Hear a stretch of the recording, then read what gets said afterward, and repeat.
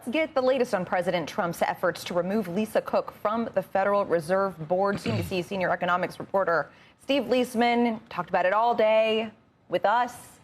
Going to probably talk about it all day today, maybe the rest of the week as well. We have some news, Leslie. Sources telling CNBC that Fed Governor Lisa Cook could file her lawsuit to overturn her firing by the president as soon as today in D.C. federal court. But the president saying yesterday he's already counting on having a majority on the Federal Reserve Board of Governors. The outcome of Cook's challenge could matter a lot for Fed independence, determining how much leverage the president has over new and even existing board members. The loss of Fed independence could mean any president could order Fed officials to lower interest rates for short-term political gain, risking higher inflation over the medium to longer term.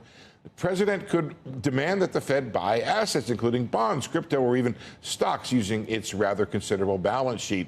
And it also raises concern about the dollar's reserve status and the U.S. bond market. Meanwhile, Bloomberg reporting that the White House is considering using that majority on the board to exert more influence over the 12 Federal Reserve bank districts, 5 of whom have a vote on a rotating annual basis. CNBC from Jackson Hole reported on this concern among Fed presidents. Multiple economists and current and former Fed officials, they've argued that it is in the president's interest to support the Fed's independence. Some have suggested the Fed's tough stance on potential tariff inflation has actually helped the president and kept a lid on price increases from spreading from tariffs to other parts of the economy, which is to say the president can find out the value of Fed independence the easy way or the hard way.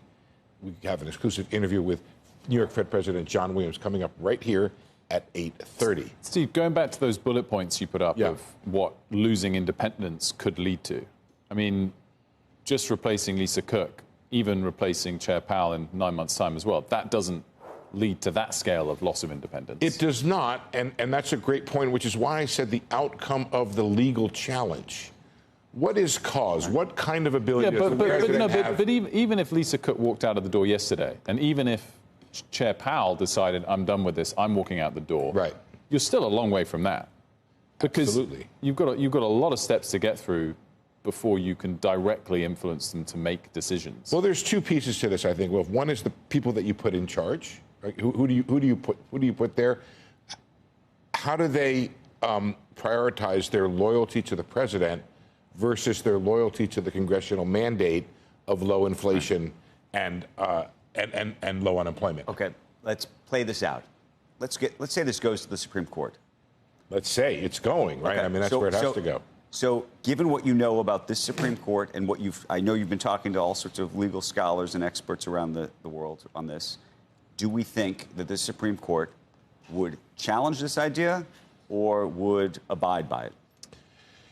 What I think we've seen a couple of things. First of all, the timing of these things. This lawsuit, if it's filed today, a judge could decide this very quickly, promptly. And then the question is, does he or her stay that ruling in awaiting appeal? Right? So let's say he rules in Cook's favor, he could stay it. And then there's a similar situation where another person who won the injunction, but now it's on appeal. The Supreme Court, not a lawyer, not even a legal analyst, has given the president a lot of deference on what is executive power. And there's a really interesting piece that I read that says, not because Lisa Cook exercises monetary policy authority, but because as a federal bank regulator, she exercises executive authority, it would give the president more leeway, which is why this paper I read argues that the Congress should go back and rewrite these statutes to make very clear. That may be, but when's the last time you think Congress would rewrite any statute? Yeah. I'm just saying this was a paper that said... If anything, they'd rewrite the statute the opposite way. So this is an administration that has said, if in any particular place an official exercises executive authority, the president has the ability to fire this person at will. Not even with the cause stipulation. Because of her role as a banking regulator. Because... Which, by the way, Fed independence and banking regulation is not something that people talk about. I mean, most would say Says that somebody they who don't knows a lot about banking regulation. Independence or don't need independence when it comes to banking regulation. They're able to, deliver on whatever promise of deregulation in the current environment that the president would like. this is a place where the Fed does sort of hew to the political changes that are going on.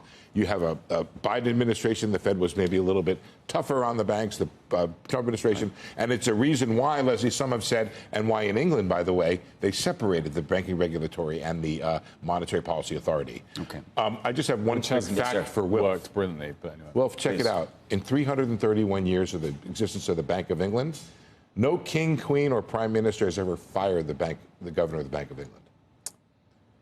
Really? He's had a couple resign because of issues and things like that. But it's only been independent since 1997. Right, that's true. But in the 300, they have not fired it. Can I ask one final question? I want to explore that in more detail. Are you surprised at all that we have not heard from Lisa Cook as it relates to the actual underlying charges or allegations that have been alleged against her? I am somewhat surprised by that. But again, from a legal standpoint, what I'm told is that you do not respond to facts that have not been charged, right? You wait until there is no lawsuit, right? There is just an investigation. There was a referral from FHFA to the Justice Department, right?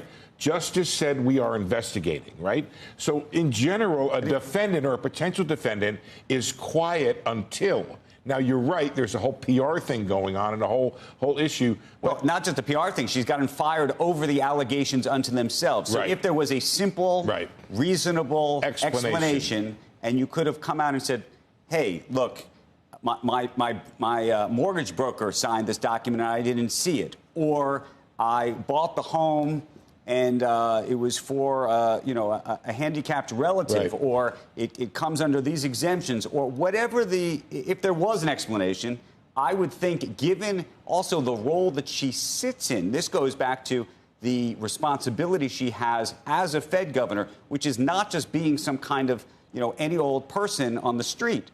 It's a different job.